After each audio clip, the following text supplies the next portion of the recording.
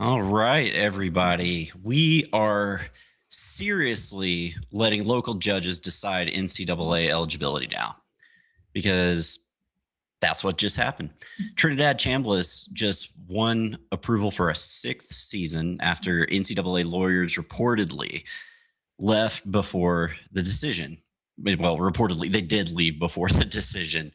And now the NCAA can still appeal. So we'll hear about that. But meanwhile, there's another eligibility case going on that could cost a quarterback $4 to $6 million and might change how JUCO years are counted. This is the Nitro College Football Show. I'm Burl. And I'm Street. And we've got a loaded show today because the power structure of college football might be shifting in front of us. Plus, Georgia adds Robert Edwards, Maurice Smith, and Larry Knight to the staff. Some major recruiting development implications here. So we will talk about that, but let's start with the eligibility drama. Trinidad Chambliss. So Trinidad Chambliss had his day in court last week in a local Oxford, Mississippi court with a Ole Miss graduate judge who almost broke down and cried reading the decision that Trinidad Chambliss has been granted a sixth year of eligibility, a fourth year of playing eligibility to return to Ole Miss as their quarterback for the 2026 season. Shocking, not shocking.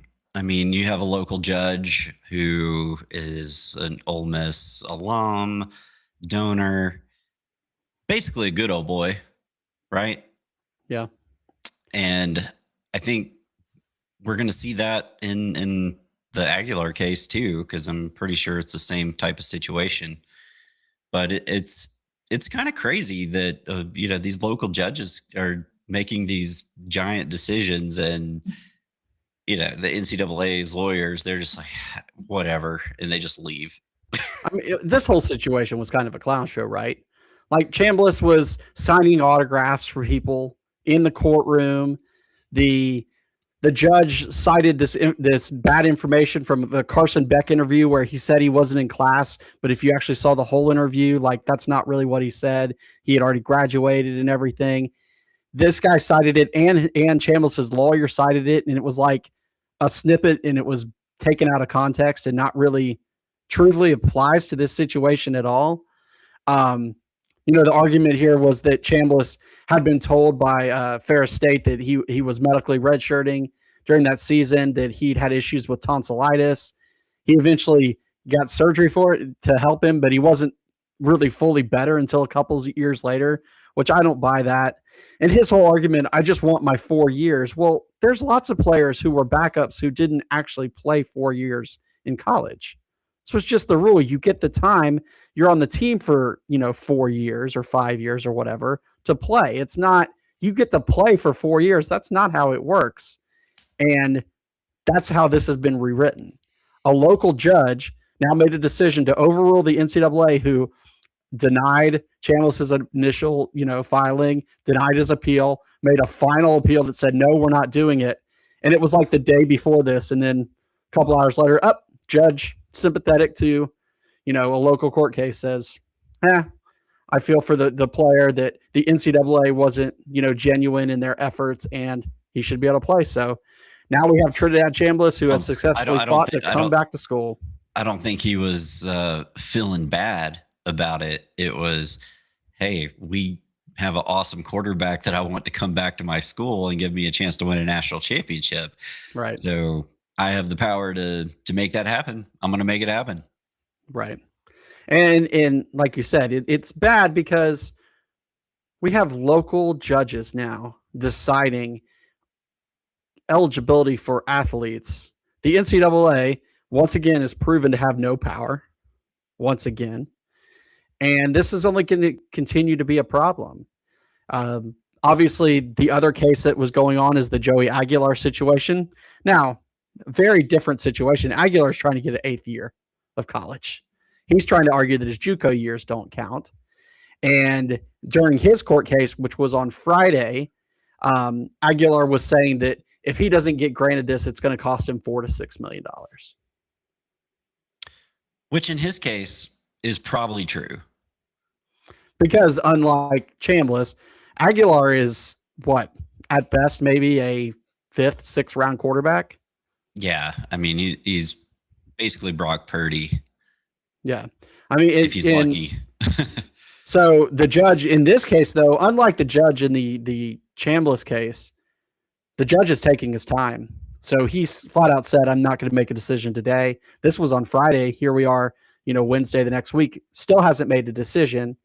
Paul Feinbaum on his show said he thinks, just based on the evidence around it, he thinks they're probably going to give him another year. Interesting thing is today that Aguilar announced that he's going to go ahead and go to the NFL Combine, which I guess starts up in a few days, despite the fact that he may not even be in the NFL draft if he gets this extra eligibility. So that's interesting. Has there ever been someone who participated in the Combine and came back to college? I don't think so, but I would have to check. But like I said, is that really what we want? No. Do we want guys to be? Because how far does it come to a point where a guy goes to the Combine, does bad, and said, you know what, I want another year. I was only there for 3 years.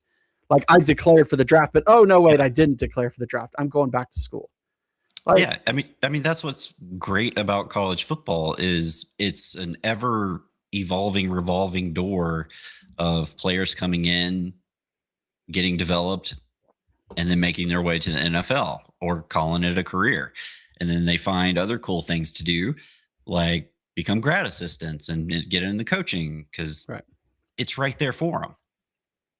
Yeah. So this Aguilar, the Chambliss situation is one thing. The Aguilar situation, I think, has a lot more impacts on the future if he gets this extra year, because he's essentially saying my JUCO years don't count. Yeah, I think that's a pretty dangerous ruling, all things considered. What's going to happen next?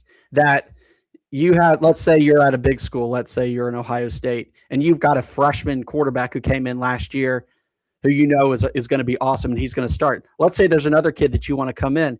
What's going to stop an Ohio State booster from paying some kid $3 million to go to JUCO for 2 years so they don't burn any of their eligibility and then transfer to Ohio State 2 years later? Oh, I think you will definitely see that happen. And come in with 4 years available to him, but he's already got 2 years of college experience.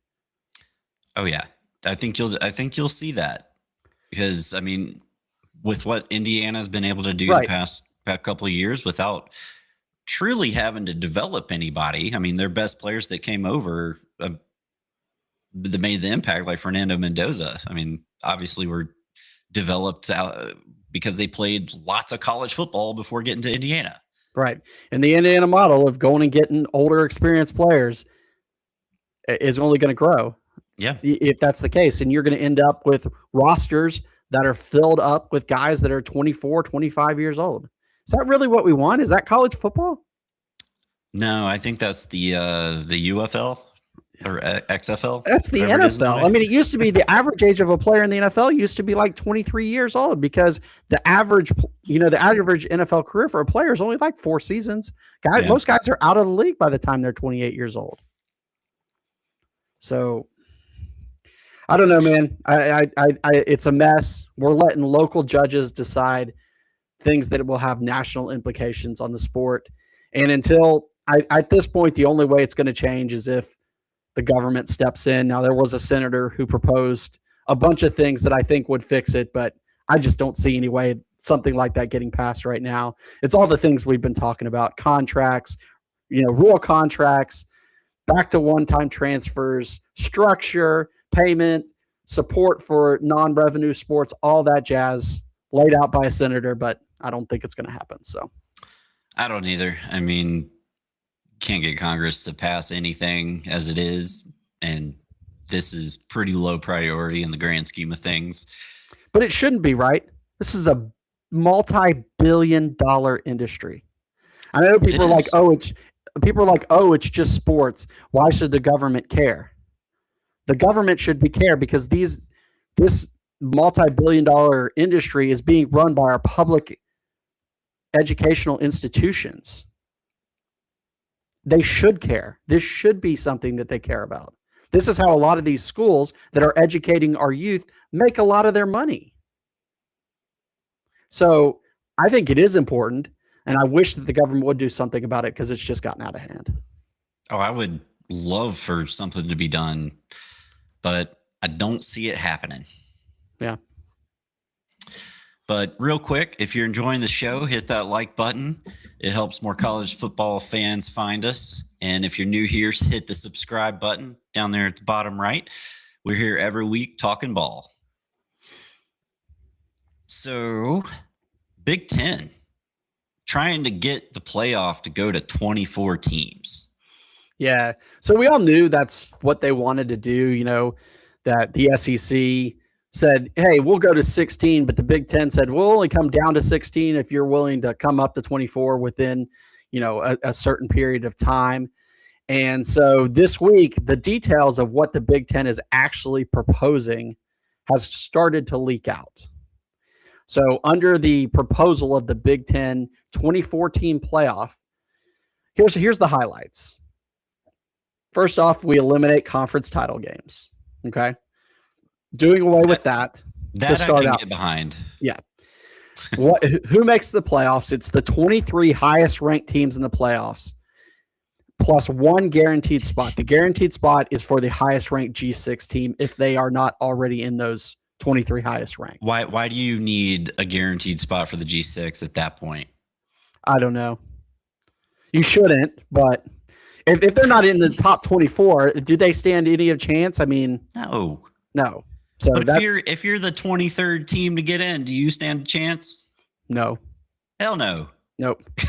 So here's how everything works out. Here's how the seeding goes. The top 8 teams will get a bye. They don't play in the first week. So your bottom 16 teams will play in that opening round. Guaranteed to lose in the second week. Well, here's how it plays out though. That first week, replacing the conference championship week, you have 8 first-round playoff games all on campus. And so the winners of those games play those teams on bye in the second round. The second round is also on campus by those 8 teams that got a bye. What this does is means that the teams that finish 1 through 16 in your final playoff ranking are guaranteed a home playoff game, no matter what. That I can get behind. So you either get one in the first round, and if you win that, then you go play at somebody else's place, and those top 8 get it in the second round. So I do like that. If it's a desire I would love for all of the playoff games except for the national championship to be played on campus. That would be phenomenal. Yeah, I don't think they're going to do that because there's too much money, and the old bowl system, those big bowls have too much power. But at least if you got to go to 24 and you're getting rid of the conference championship week, okay, that's decent. So I don't necessarily hate that. The schedule is designed to be around the NFL playoffs. We know the NFL playoffs kind of take over Saturdays and Sundays. So they had it work. They have the dates worked out where it kind of avoids the NFL playoffs, which is dumb. They should be able to work with the NFL and say, hey, you know what? Let us have these Saturdays, but they can't. And then there would be a preference that there would be no rematches of regular season games in the first round, at least. Give me a break. Ain't no way that happening. Well, they said there could be conference matchups, but they would try to avoid just rematches, at least in that first round, because when you got 24 teams, they would try real hard, just like they tried real hard this year and got nothing but rematches. Yeah. And so their goal with this plan, the Big Ten's desire is to move to this by the 2029 season. That's what they want. I do like the NFL thing, and it doesn't make sense why the NFL feels like it needs to play on Saturdays when college football is for Saturdays, because college football isn't being played on Sundays. Because the NFL can, because they don't care. I know they know that their games, no matter what they do, their games are going to draw. And they get to that season, they'd rather have exclusive windows for their playoff games. And so how do they do that? They break them up onto Saturdays and Sundays.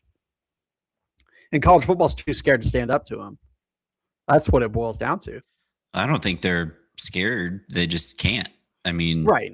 They need their TV ratings too. Just look at the ratings. I mean, and it's apples and oranges, but Super Bowl is like what 30 something, 40 something million people ish. 120 million people. Bro. 120. Okay, even you're thinking about households. yeah.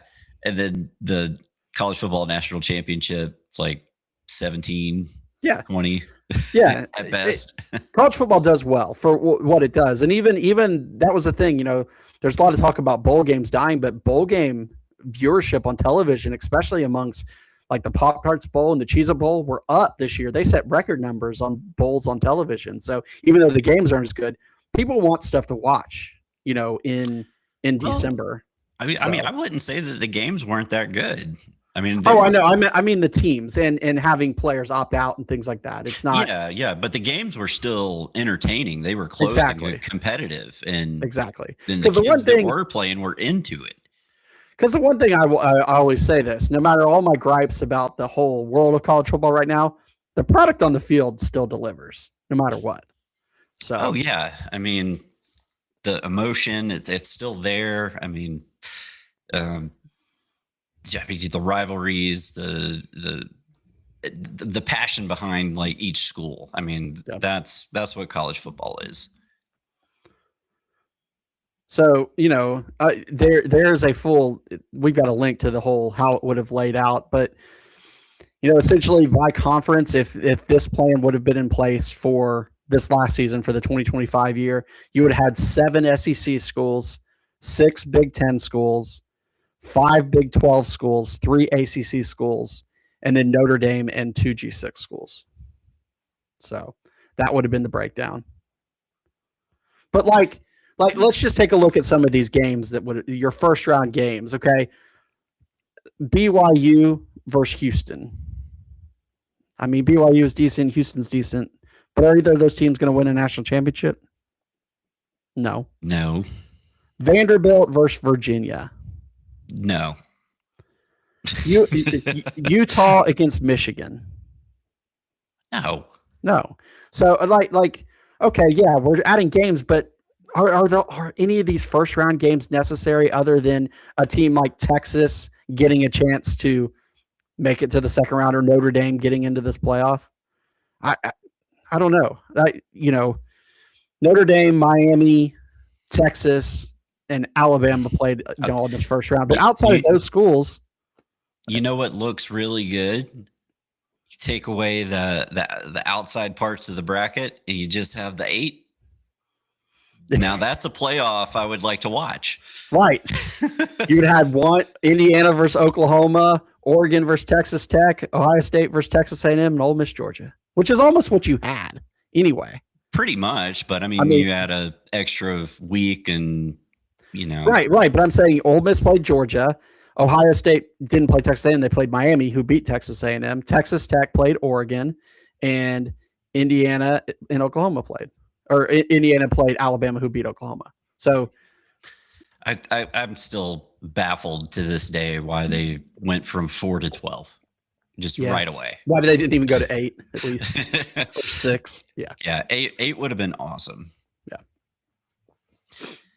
But again, real quick, if you're enjoying the show, hit that like button.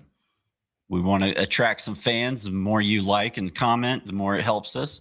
And if you're new here, hit the subscribe button. We're here every week talking ball.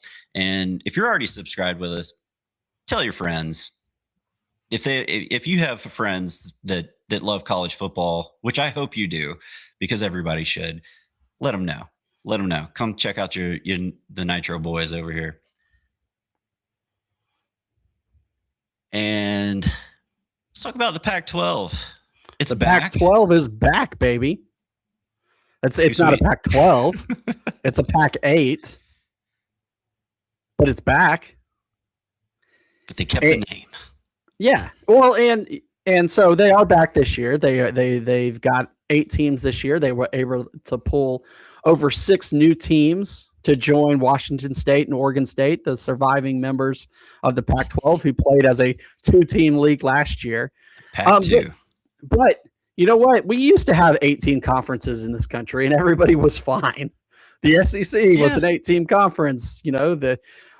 So It's interesting though, because in this modern world, you have to decide how you're going to build your schedule. So the Pac-12 has a pretty cool, I think, scheduling model going into this season. So once again, these are the 8 schools that now make up the new Pac-12. Washington State and Oregon State, your carryovers.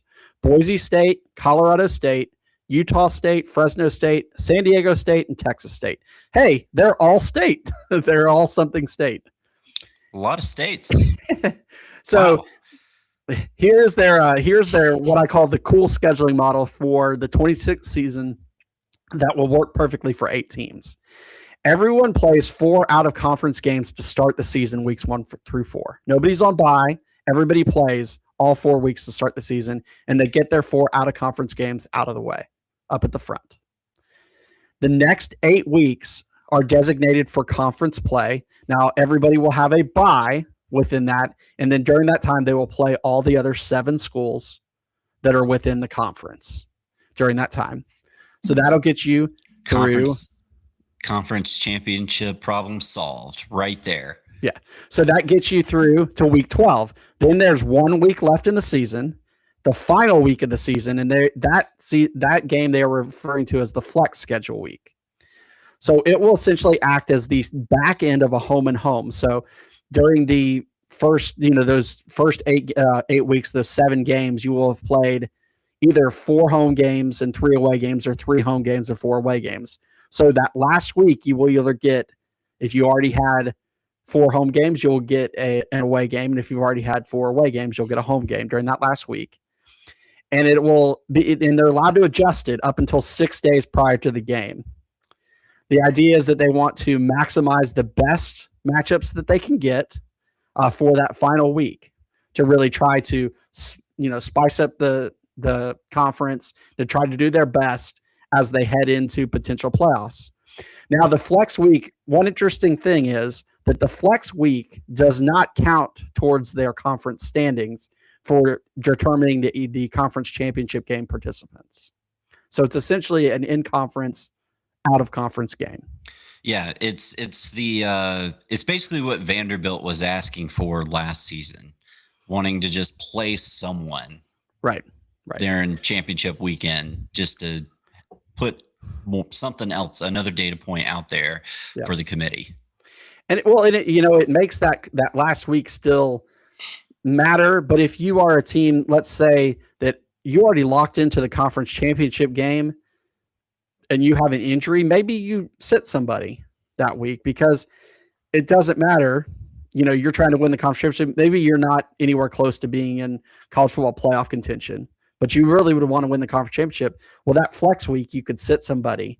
If you had a quarterback who was a little banged up, sit him and then have him in the conference championship game. And that kind of gives a little bit more oomph to the conference championship game, I think, because it makes it more important that they have this week before to kind of play in the conference, but it not count. Those seven games over that 8-week period, that is your season. That is the Pac-12 season. And that's what counts towards making a good champion. I like it because I think it condenses all that together. It's really cool. I mean, I love the concept, and I would love if we could see some conference contraction start, but that will never happen. What if you did something like this, bro? What if you took this concept and you had a 16 team conference? So we went to like 16 team conferences. You broke them into 2 divisions, and the 2 divisions played this schedule during the season. Then that flex week, instead of replaying one of the teams within, you'd play somebody from the other side, and it could be flexed it out, and then you could still have a conference championship. Or you could use that last week as if you had a permanent rival within the conference or something like that. Like that would be awesome. Cool. That would be really cool. I love that idea. So Pac-12, they're back. They're trying something new. And hell, if it works out really well, and in the future when these conferences inevitably change again, maybe that's something that the powers that be could look at. The powers at be. Yeah, I love the concept. I think it'd be really interesting, and it's really funny that all of the schools in the Pac-12 are state schools. Name states. Yeah. I mean, that's crazy. Did you, speaking of crazy, did you see the Sacramento State join the same conference as Ball State? Yeah, and they're also paying like insane amounts of money. Yep, but now that's going to be like the rivalry of the century. Ball sack. The Ball Sack Bowl. Which now once again, man, they are paying a lot, and they also are covering all of the expenses for all the teams to fly out all the way to the West Coast to play them. Like, is Sacramento State, like, I didn't even know that was that huge of a school. Like, did they have that kind of money, or is it just, I don't know.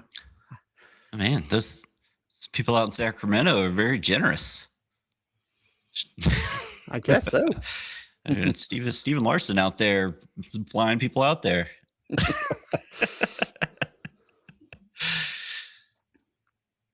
All right. Enough national talk. Somebody start debarking. It's time to talk some Georgia Dogs. Some big news this week. Kirby added some new coaches and assistants to his staff. But real quick, if you're enjoying the show, hit that like button. It helps more dog fans find the show. And if you're new here, hit the subscribe button. We're here every week talking dogs. So made some big changes on the coaching staff. Most notable, Georgia goes out and gets Larry Knight. So Larry Knight joined the staff as Georgia's new outside linebackers coach. He comes in, replaces Chiedra Uzodiribi. Did I get that right, Street? No, but God. Close enough. I tried my best. That's why I don't do play-by-play. But he left and joined the Cowboys, so God bless him. God bless him. He's going to work for Brian Schottenheimer. Good luck, man. Yeah. But this is an exciting hire because if you paid attention to Kirby's interview for Glory, the new collective podcast, whatever they were doing, the interview, he said during the interview that they needed to have a focus on getting the quarterback to the ground. And I think every dog fan can agree to that, because for half of the season, you didn't see any type of pass rush.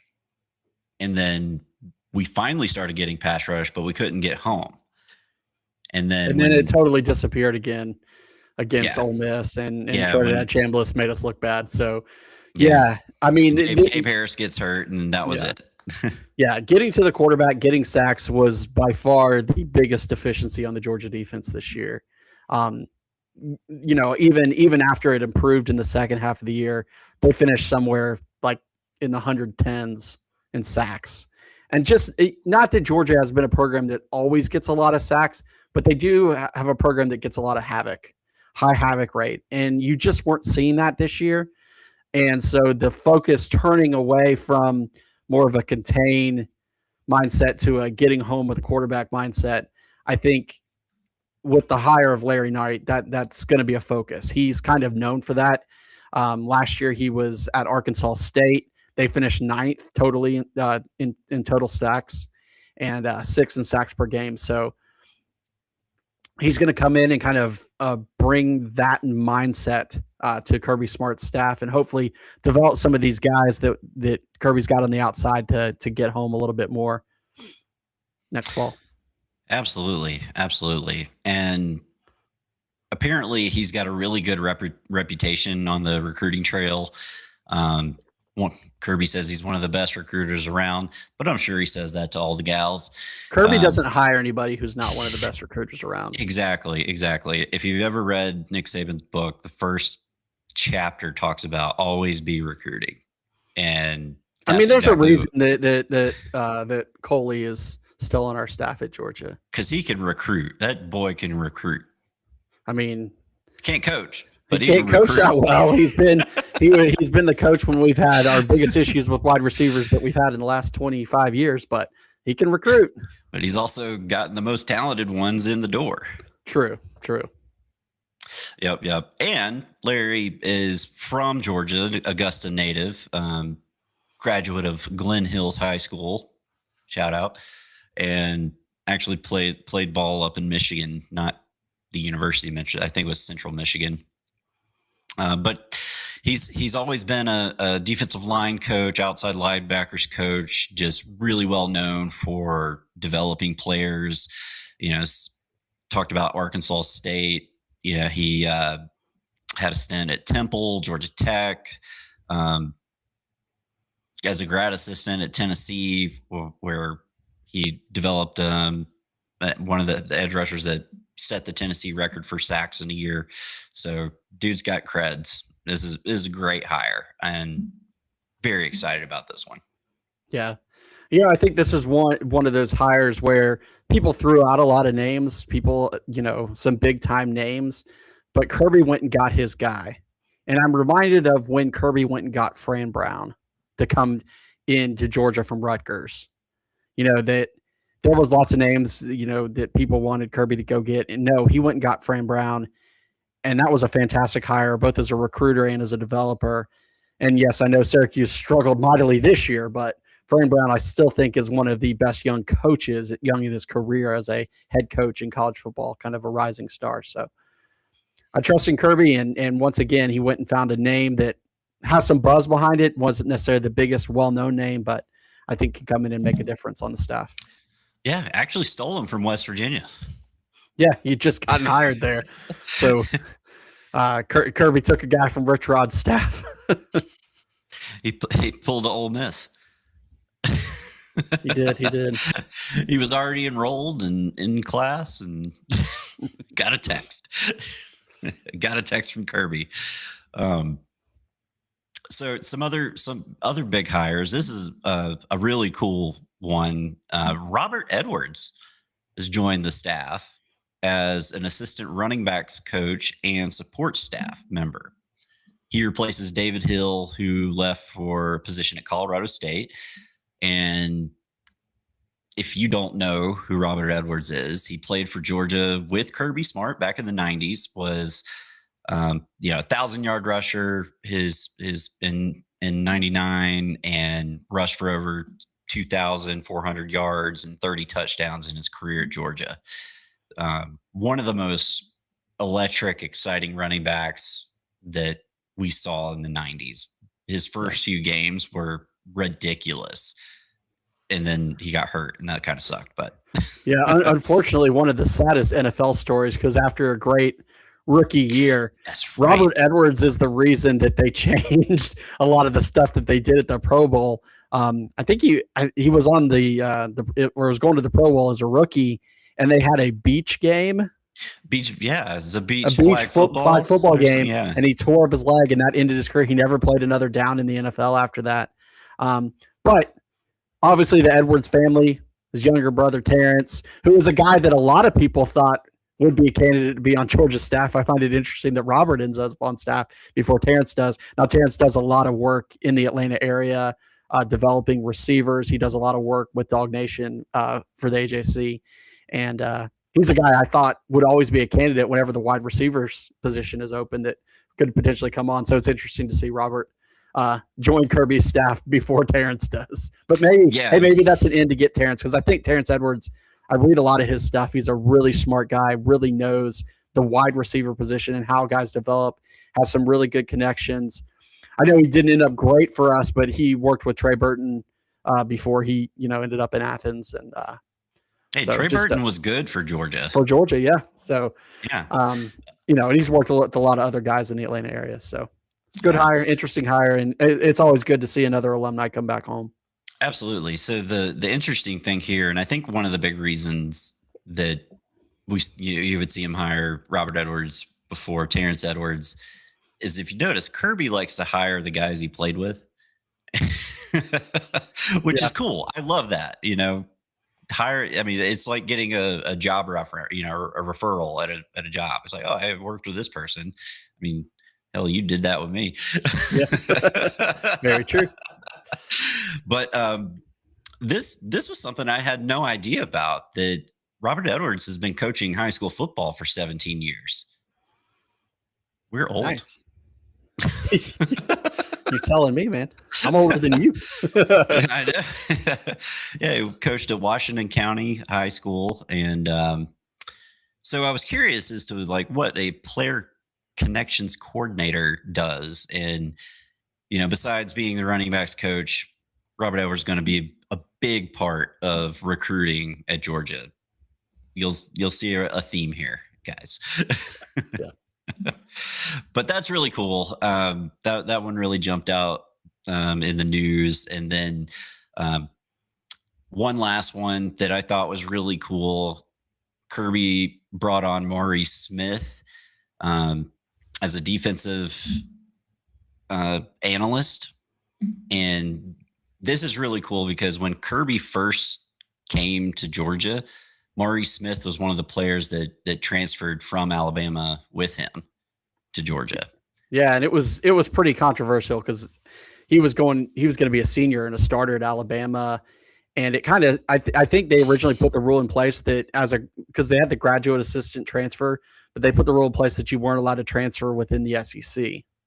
So they put that rule in place because Saban was not happy about Maurice Smith transferring to Georgia, but he came over and brought some leadership in that transition year in 2016. Yeah. And never forget that he made that interception that went back for a touchdown in when Georgia upset Auburn there at home. He had that cool interception. So he played a good part. I think that was Kirby's first like top 5, top 10 win at Georgia, something like that. Yeah, probably. But yeah, but talking about the transfer thing, I mean, that's like normal now. You expect a guy to transfer his senior year now. It's nuts. It's nuts. But yeah, so Maurice Smith, a little background on him. He spent 5 seasons in the NFL as a undrafted free agent, played for the Dolphins, the Washington football team. We'll say that. I'm not going to call them the Commanders. Cincinnati Bengals and Tennessee Titans, and actually had a stint in the XFL for the Vegas Vipers. And I was curious, like, what does a defensive analyst do? Well, Smith will be heavily involved in opponent scouting, game day strategy, admin, practice prep, and recruiting. So basically a lot of data, film, and strategy. The big difference between an analyst and a coach is that analysts can't be on the field. Learned that today. And we knew we had a defensive analyst position open because Will Muschamp got paid a ton to go coach at Texas. I don't know if you saw that contract. There's a reason he took that job, because he's making a ton of money out there in Austin. So what did the kids say? He got a bag? Yeah. So apparently, like, you can hire as many analysts as you want. There's no cap. Right. Nope. And I didn't say that to be cool. You're not cool, man. I know. I'm not cool. That's You're not young, funny. At least. Neither. Okay. If you're still with us, thanks for watching us. We're here every week. Hit that like button, hit that subscribe button, drop some comments in the chat. Let us know what you think about these hires. And we want to we're going to stay on the topic of the Dawgs, but we want to make a shift and talk a little bit about next year and how does Georgia replace Zachariah Branch? Yeah. So let's talk about Georgia's strategy to replace arguably their best receiver last year. So we all know the Branch story. January 5th, 2025, former USC receiver and rising junior Zachariah Branch transfers to Georgia along with his brother Zion. Branch was a 5-star receiver, number 5 overall player in the country in the class of 2023 at USC. Really made a flash as a returner, was a freshman All-American. Made some flashes in the receiving game, but wasn't really considered polished. A lot of that 5-star credit was really due to his kickoff and punt return ability. So when he arrived at Georgia, people knew that he was a dynamic playmaker, but they weren't sure about his ability to be a number one receiver. And I think last fall, all that doubt was silenced. Branch turned into a absolutely number one receiver for Georgia. He set the school record for receptions with 81. He had 81 receiving yards, or 811 receiving yards, excuse me. and he scored 6 1 touchdowns. yard per catch. Yes.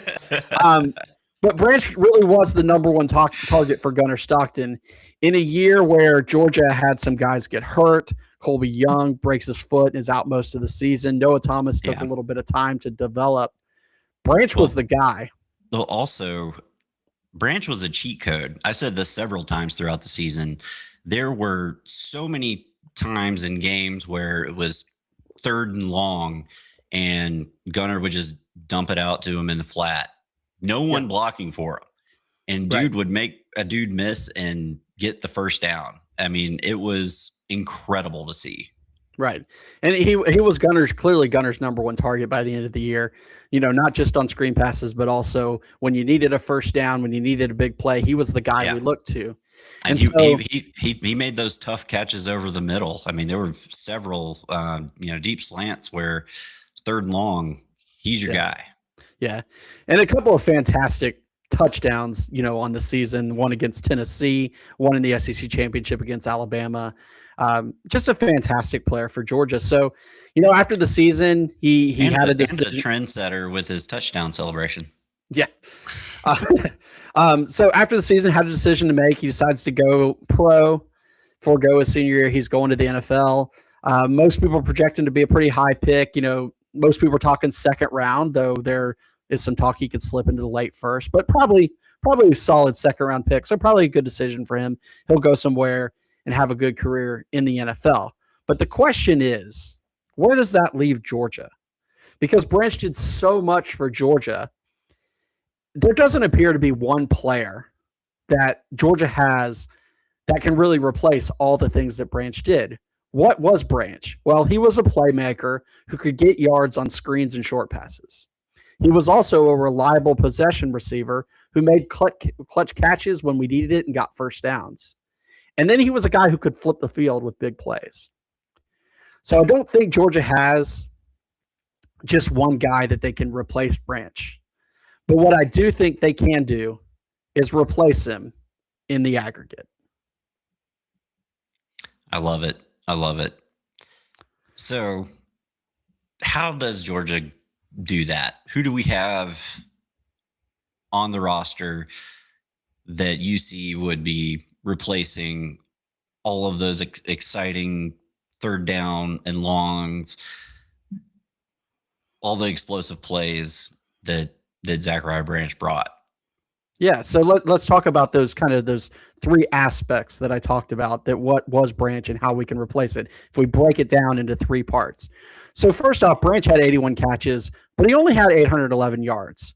His depth of target was really low. So he didn't have a ton of yards per catch because he was doing a lot of the work of catching short passes and turning them to gains. Branch's role was the guy who could catch those screen passes and turn them into gains. Whether it was a 3-yard or a 5-yard gain on first down, that's what he did. And so when I think about who's on Georgia's roster right now that could potentially take that spot, I think of 2 guys. The first guy I think of is Sokovi White-Helton. He's a similar build to Branch. He's 5'9". He can sometimes we saw him in some of the the higher scoring games and stuff. He came in for Branch. He also took some of Branch's stuff in the punt return game. He's definitely got some playmaking ability. He hasn't shown a lot yet. He hasn't shown a lot, but in the little bit that he's had, he's made the most of it. I mean, he like other people have said, he's got some wiggle in him. Like he can make people miss just as good, or maybe not as good as Zachariah Branch, but pretty damn close. Yeah. And so, we know Bobo loves his screen passes because he likes to use them as an extension of the run game. And so I think Helton could be the guy that gets a lion's share of what were those little dump off passes. The other guy on Georgia's roster that I could foresee potentially stepping in there is Landon Roldan. Now, People saw him a little bit last year, and they immediately thought he was Ladd McConkey 2.0. I get it. He's 6 foot tall. He's wearing number 84, and he's a white guy. I mean, the comparisons are there. But if you remember, McConkey was a little bit more of an outside guy. He really wasn't a slot guy. He didn't take a lot of screen passes. He went deep. He's a deep threat. Right. And so rolled in. He was known as a guy who had really quick acceleration. He was a speed guy coming out of high school. We didn't see him a lot, but we did see him in G-Day last year. They tried to use him on a couple of jet sweeps and things like that. And then, of course, his most famous play of the year was throwing a pass for a first down on a fake punt in the game against Ole Miss. But he's a guy that, he was a late developing receiver. So, a 3-star type guy, but really fast. So he's one that I could potentially think could step into that role. We'll see. I wasn't really too impressed with what I saw on the field last year when in the few times he did get the ball on those jet sweeps, just because you got the comparison with Ladd.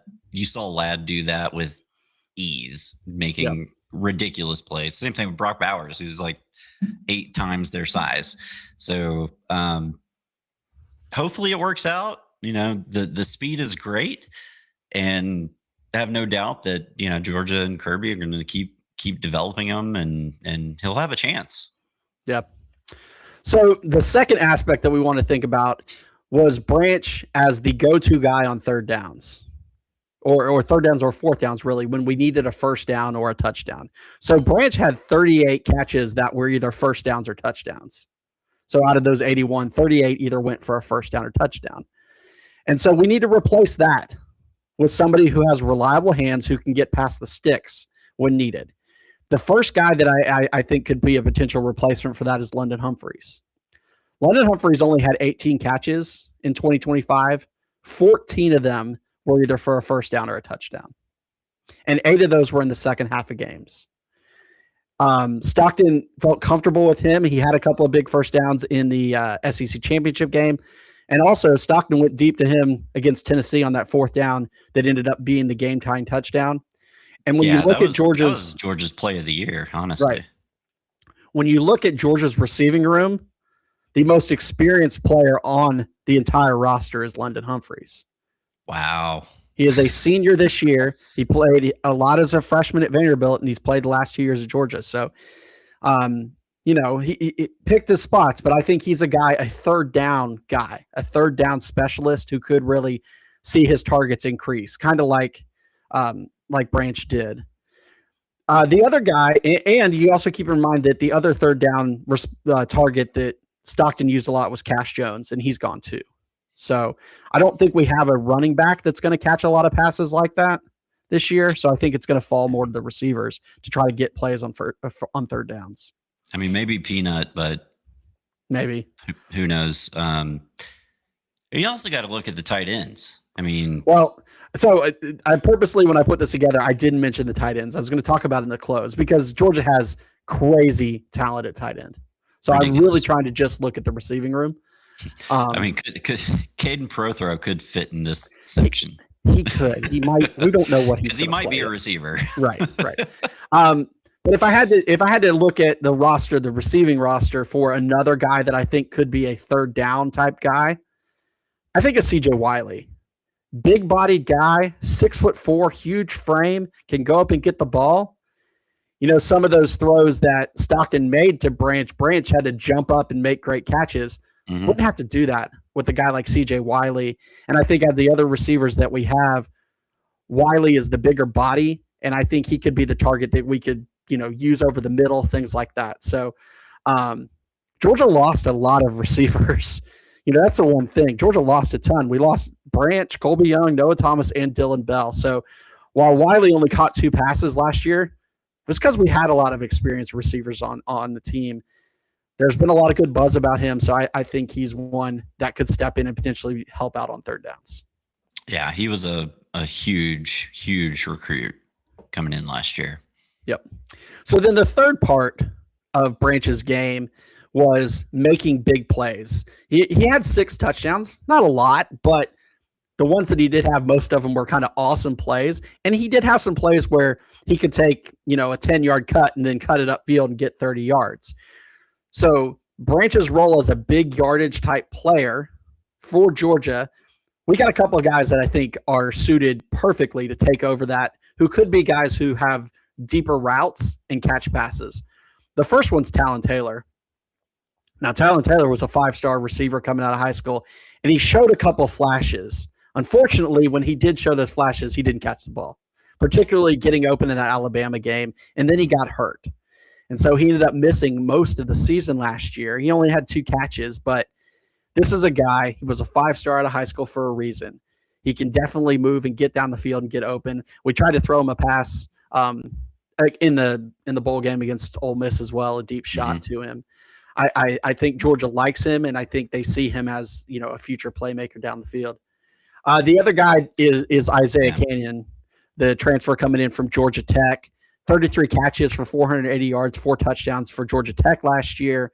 Another bigger receiver that Kirby talked glowingly about in that interview he did for Glory.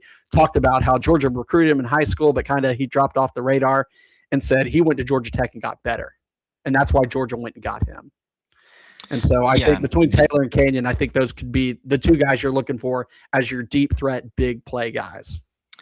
Yeah, it's exciting. And I'm really excited for Talon Taylor. We saw a lot of good stuff at G-Day last year when, he had a lot of targets. And, obviously being a freshman, unless you're just lighting the world on fire, you're not going to get a lot of targets. And really with Gunner at quarterback this past year, he had just a handful of people that he was getting the ball to. So, late in the year, Gunner wasn't going down the field that much, really, either. That too, yeah. So hopefully that changes next year. Otherwise, these deep threats aren't really going to happen. But we know he has it in him. We know Gunner has it in him. He's shown it time and time again. Should have a much improved offensive line. So Taylor, we should see some great stuff from him. Like you said about Canyon, what Kirby was saying about him, Georgia really wanted him the year before when they were recruiting him from high school, but he ends up going to Tech, and Tech did a really good job of developing him. And I think Tech has done a good job of developing receivers that have gone elsewhere. Singleton, is a good example. So hopefully that works out for the Dawgs, and we see some big plays from these 2 guys. Yeah. So in conclusion, finding a player like Branch to come in and have that type of impact is not something that's easily done year in and year out. And Georgia didn't go out and get a guy in the transfer portal. They didn't go get Cam Coleman. They didn't go get a player, I think, that could come in and fill all the roles that Branch had. But Georgia does have the bodies in the aggregate to be able to rebuild what Zachariah Branch was in this offense. You combine that with the ridiculously talented tight end room that features a senior Lawson Lucky, a sophomore Elias Williams, who's huge, a healthy Ethan Barbour back from that disgusting injury, and then you throw in 5-star Caden Prothrow, who may be a tight end, maybe a receiver.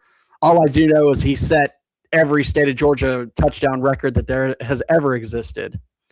You get all that tight end room with these guys we got, and the passing game under a 5th-year senior in Gunner Stockton.